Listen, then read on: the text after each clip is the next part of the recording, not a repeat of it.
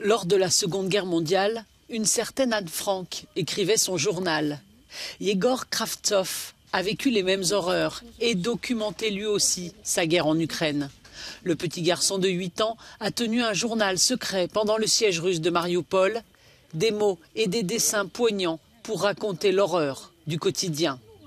Avec sa mère et sa sœur, ils sont réfugiés à Zaporijia après qu'une roquette a éventré le plafond de leur maison.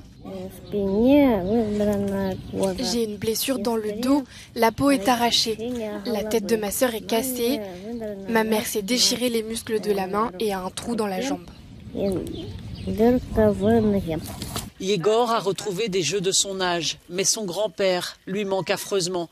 Il est mort après 2 mois de guerre. Yegor regrette aussi le théâtre de Mariupol où il adorait aller. Le théâtre où les civils se cachaient, que la Russie a bombardé au début du siège de la ville. Il a toujours aimé dessiner.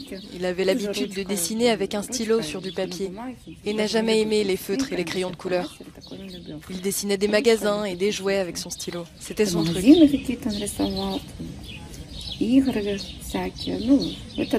Là, ce sont 2 de nos voisines, Nadia et Galia. Elles ont été enterrées. La première sœur est morte, puis l'autre.